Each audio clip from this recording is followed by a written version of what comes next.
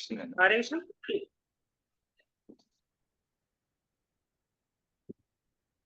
ओम नमो भगवते वासुदेवाय। ओम नमो भगवते वासुदेवाय। ओम नमो भगवते वासुदेवाय। नारायणं नमस्कृत्य नरं चैव नरोत्तमं देवीं सरस्वतीं व्यासं ततो जयमुदीरये। नष्टप्रायेषु भद्रेषु नित्यं भागवत सेवया भगवती उत्तम श्लोके भक्तिर्भवति निष्ठिकी। नमो विष्णुपादाय कृष्णपृष्ठाय भूतले श्रीमते भक्तिवेदांत स्वामिनिति नामिने। नमस्ते सारस्वती देवे गौरवाणी प्रचारिणे निर्विशेष शून्यवादी पाश्चात्य देशतारिणे।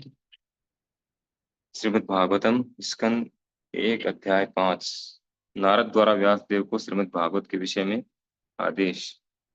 श्लोक संख्या 39।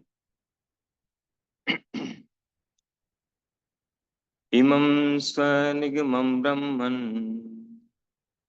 अवित्ते मदुन अनुष्ठितम् अवेत्ते मद अनुष्ठितम् अदान्मे ज्ञानमीश्वर्यम् सस्विं भावं च केशव। हे ब्राह्मण, इस प्रकार सर्वप्रथम भगवान कृष्ण ने मुझे वेदों के गुह्यतम अंशों में निहित भगवान के दिव्य ज्ञान का, फिर आध्यात्मिक ऐश्वर्य का और तब अपने घनिष्ठ प्रेम में सेवा का वर दिया।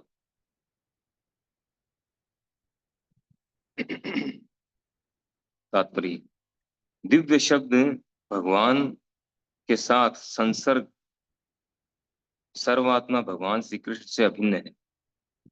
दिव्य शब्द द्वारा भगवान के साथ संसर्ग सर्वात्मा भगवान श्री कृष्ण से अभिन्न है। भगवान तक पहुंचने की ये सबसे पूर्ण विधि है। भगवान के साथ ऐसे शुद्ध संसर्ग द्वारा जो भौतिक विचारों के अपराधों से रहित है, जिनकी संख्या 10 है, भक्त भौतिक स्तर से ऊपर उठकर वैदिक साहित्य के तात्पर्य को समझता है। जो अपने गुरु तथा भगवान में अनन्य श्रद्धा रखता है, उसे भगवान क्रमशः अपने स्वरूप का साक्षात्कार कराते हैं। इसके पश्चात भक्त को योग की सिद्धियां प्रदान की जाती, जिनकी संख्या 8 है। इनसे भी बढ़कर भक्त को भगवान का पार्षद स्वीकार कर लिया जाता है और उसे गुरु के माध्यम से भगवान की विशिष्ट सेवा का कार्यभार सौंपा जाता है। शुद्ध भक्त अपनी सुप्त योग सिद्धियों के प्रदर्शन की अपेक्षा भगवान की सेवा करने में अधिक रुचि रखता है।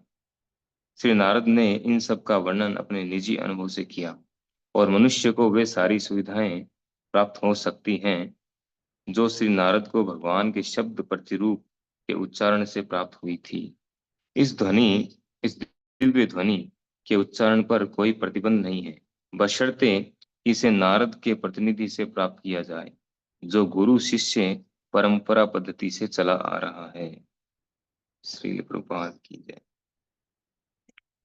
तो इस श्लोक में, इससे पहले वाले श्लोक में बताया गया था, नारद मुनि कह रहे थे कि वास्तविक दृष्टा वही है जो मंत्र मूर्ति भगवान विष्णु की पूजा करता है। अर्थात ये मंत्र जो है, नाम जो है, हरे कृष्ण महामंत्र है, ये भगवान से अभिन्न है। नाम प्रभु बोलते हैं, नाम में और नामी में अंतर नहीं है। तो नाम में और भगवान में सेम जो है क्वालिटी है, सेम गुण है, इसलिए नाम प्रभु बोला जाता है। ये भी मूर्त रूप है, केवल नाम नहीं है जैसे हमारा नाम होता है, क्योंकि भगवान का कोई भौतिक रूप नहीं होता। भगवान का भौतिक रूप नहीं होता, इसलिए जो भक्त हैं वो भगवान की मंत्र मूर्ति के रूप में पूजा करते हैं, मंत्रों के द्वारा पूजा करते हैं, या मंत्रों को भगवान से भिन्न मानकर पूजा करते हैं। तो इस श्लोक में कह रहे हैं कि इस प्रकार सर्वप्रथम भगवान कृष्ण ने मुझे वेदों के गुह्यतम अंशों में निहित भगवान के दिव्य ज्ञान का, फिर आध्यात्मिक ऐश्वर्य का और तब अपनी घनिष्ठ प्रेम में सेवा का वर दिया। ये दिव्य वरदान नारद जी ने प्राप्त किए भगवान से। कैसे प्राप्त किए? नाम के द्वारा, नाम के प्रति रुचि थी उनकी।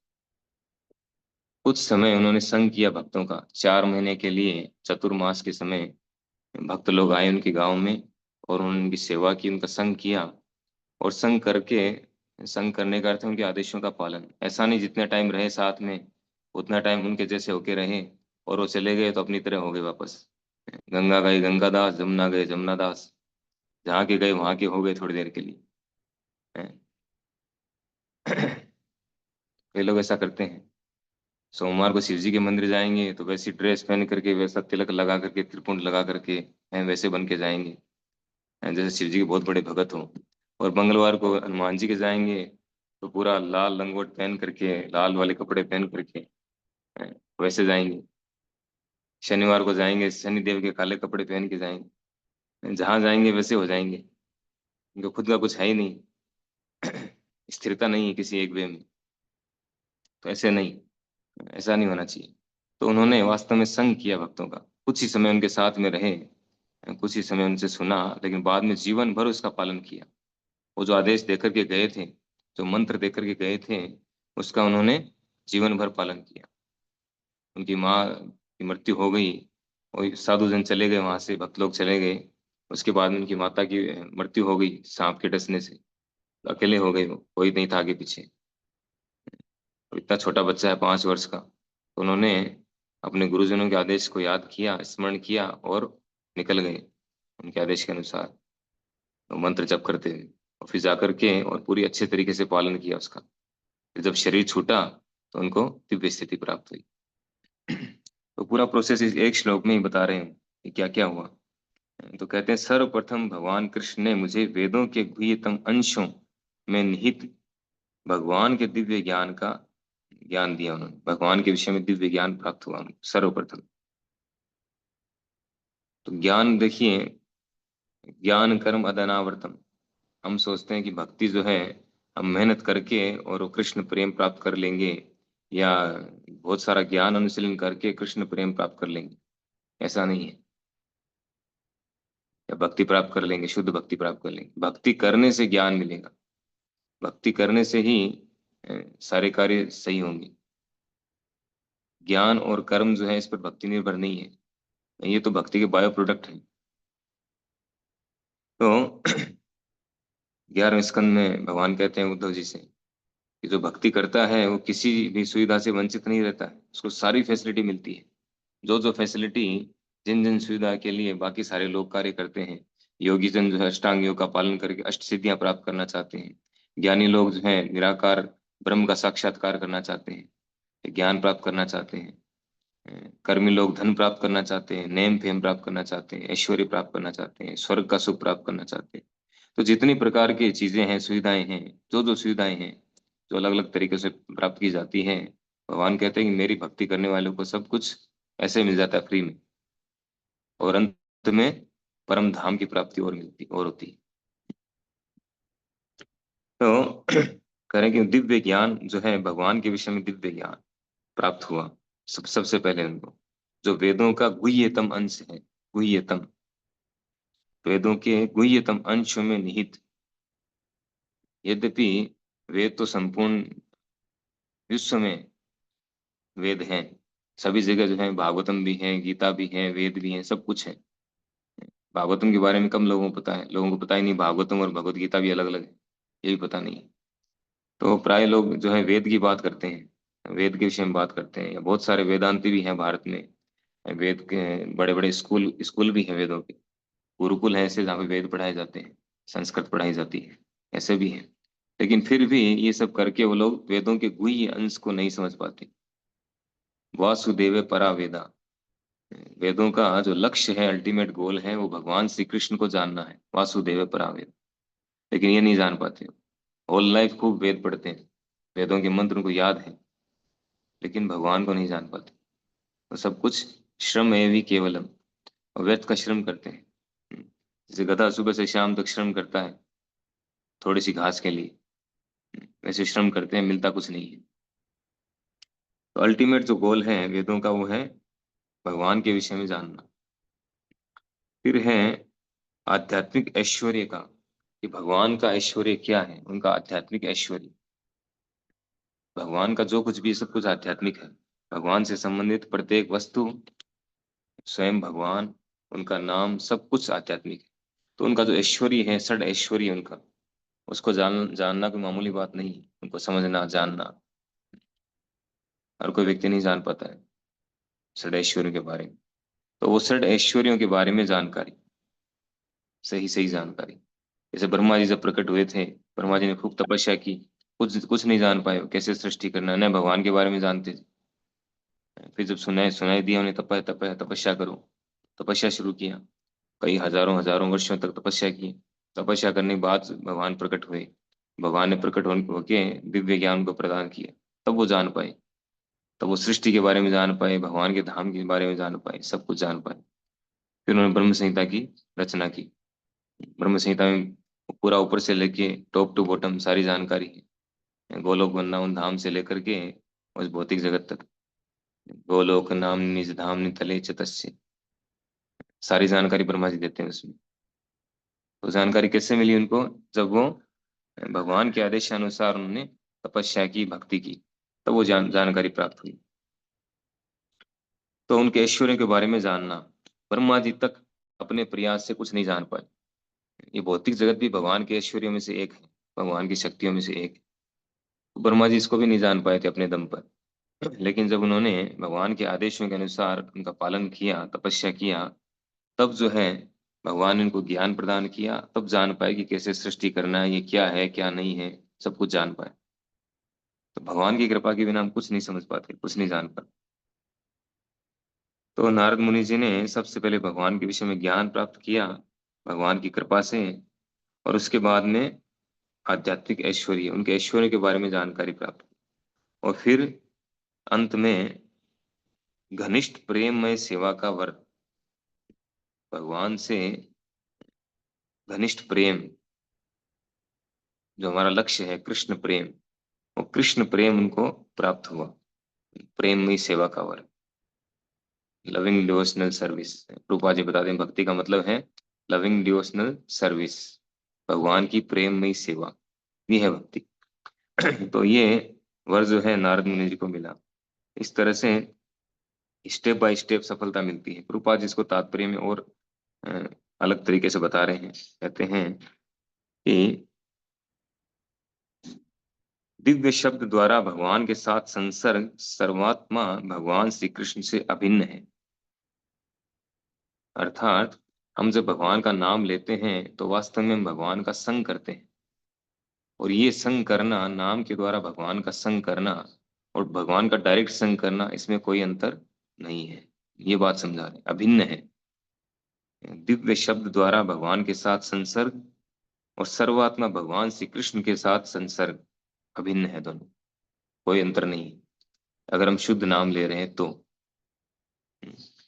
फिर है भगवान तक पहुंचने की सबसे पूर्ण विधि है भगवान के साथ ऐसे शुद्ध संसर्ग द्वारा जो भौतिक विचारों के अपराधों से रहित है, जिनकी संख्या 10 है। तो भगवान तक अगर हम पहुंचना चाहते हैं, जाना चाहते हैं, भगवत धाम जाना चाहते हैं, तो सबसे बेस्ट उपाय क्या है? भगवान का नाम। उनका नाम लेंगे, हमारी चेतना शुद्ध होगी। शुद्ध होगी तब हम भगवान के धाम जा पाएंगे। जब तक हम शुद्ध नहीं होंगे, क्योंकि भगवान परम शुद्ध है, परम पवित्र है, जब तक हम शुद्ध नहीं होंगे उनके धाम नहीं जा सकते, इम्पॉसिबल है। तो कहते हैं इसका प्रोसेस कैसे शुरू होता है, ये बता रहे हैं, पूरा प्रोसेस बता रहे हैं कि जब हम नाम लेते हैं, भगवान का नाम लेते हैं, तो भगवान का संग होता है। और भगवान क्योंकि परम शुद्ध है, तो परम शुद्ध व्यक्ति का जब हम संग करेंगे उनके नाम के द्वारा, तो क्या होगा? तब है जो भौतिक विचारों के अपराधों से रहित है। भगवान का जो नाम है, भगवान है, वो भौतिक विचारों से रहित है। जो 10 प्रकार के नाम अपराध हम लेते हैं, 10 प्रकार के जो अपराध हैं, इनसे रहित है। भक्त भौतिक स्तर से ऊपर उठकर वैदिक साहित्य के तात्पर्य को समझता है एवं दिव्य संसार में भगवान के अस्तित्व को भी समझता है। तो जब तक हम इन 10 नाम अपराधों से मुक्त होकर के भगवान का नाम नहीं लेंगे, तब तक यहाँ पे कह रहे हैं कि हम भौतिक स्तर से ऊपर नहीं उठ पाएंगे। तब तक हम वैदिक साहित्य के तात्पर्य को नहीं समझ पाएंगे। वैदिक साहित्य का जो गूढ़ रहस्य है, अभी सुन तो रहे हैं हम, जान तो गए हैं हम कि वेदों का लक्ष्य जो है, अल्टीमेट लक्ष्य क्या है, भगवान को जानना है, भगवान को समझना है। लेकिन इसको समझना अलग बात है, जानना और समझना दोनों में अंतर है। जानते तो सभी हैं, तो समझना जो बहुत बड़ी बात है। जो समझता है वही दूसरे को समझा सकता है, जो जानता है वो समझा नहीं सकता। जो केवल जानता है किसी वस्तु के बारे में, वो दूसरे को समझा नहीं सकता है जब तक खुद नहीं समझा है। तो समझता है, और दिव्य संसार में भगवान के अस्तित्व को भी समझता है। अर्थात वेदों के तात्पर्य को तो समझता ही है कि भगवान को जानना लक्ष्य है, साथ ही साथ भगवान की क्या स्थिति है, आध्यात्मिक जगत क्या है, भगवान के ऐश्वर्य क्या है, ये सब वो समझने लगता है, समझ जाता है। अपराध रहित होकर नाम लेते हैं। तो फिर है, जो अपने गुरु तथा भगवान में अनन्य श्रद्धा रखता है, उससे भगवान क्रमशः अपने स्वरूप का साक्षात्कार कराते हैं। भगवान किसके सामने प्रकट होते हैं, किसको अपना साक्षात्कार करवाते हैं? यस्य देवे परा भक्ति यथा देवे तथा गुरु, तस्य ते कथितो यर्था प्रकाशन्ते महात्मने। जो गुरु और कृष्ण में समान रूप से श्रद्धा रखता है, यस्य देवे परा भक्ति, जैसी श्रद्धा जैसी भक्ति हमारी भगवान में है, परा भक्ति, वैसी ही भक्ति गुरु के प्रति होनी चाहिए, गुरुदेव के प्रति होनी चाहिए। तब जो है दिव्य ज्ञान हृदय में प्रकाशित होगा, अन्यथा नहीं। तो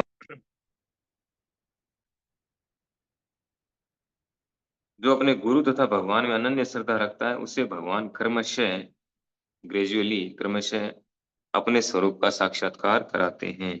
इसके पश्चात भक्त को योग की सिद्धियां प्रदान की जाती हैं, और इससे ऊपर उठ जाता है व्यक्ति, तब उसको यौगिक सिद्धियां प्रदान की जाती है, अष्ट सिद्धियां।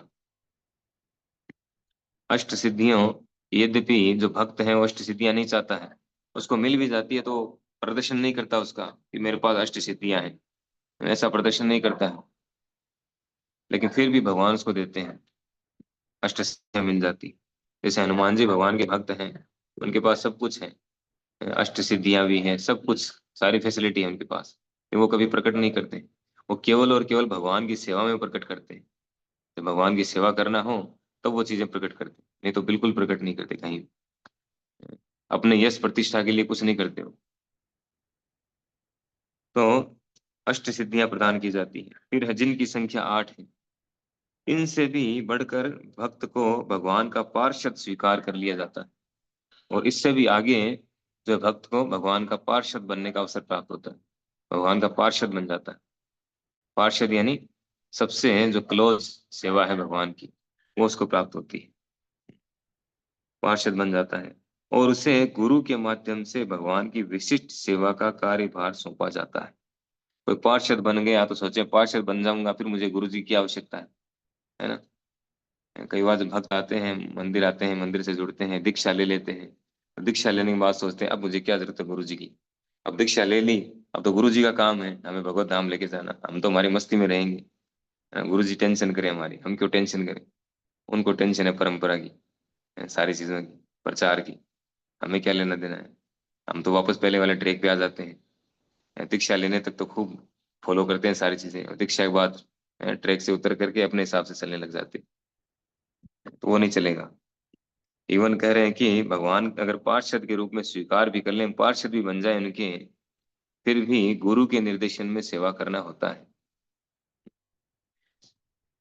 विशिष्ट सेवा का कार्यभार सौंपा जाता है। शुद्ध भक्त अपनी सुप्त योग सिद्धियों के प्रदर्शन की अपेक्षा भगवान की सेवा करने में अधिक रुचि रखता है, जो हम डिस्कस कर चुके हैं। जो शुद्ध भक्त है, वो यौगिक सिद्धियों का प्रदर्शन नहीं करता है कहीं भी। प्रभुपाद जी के पास में सारी यौगिक सिद्धियां थी। कई ऐसी घटनाएं सुनी है मैंने भक्तों से। एक बार एक घटना सुनी थी, तो बता रहे थे कि प्रभुपाद जी एक बार जा रहे थे गार्डन में घूम रहे थे भक्तों के साथ। तो पीछे जो है, जो भक्त चल रही थी, माता जी चल रही थी, उन्होंने देखा कि प्रभुपाद जी के जो चरण हैं, बाकी सबके पैर जो है वो घास को दबा रहे थे, चलते तो घास दबती है ना, प्रभुपाद जी जो है घास से ऊपर उठ के चल रहे थे। उन्होंने देखा इस बात, और एक बार जब अमरनाथ गए थे प्रभुपाद जी, तो वहां पर अमरनाथ में जो है एक योगी था, जो ऐसे उठ करके, ऊपर उठ करके वो परिक्रमा कर रहा था अमरनाथ जी।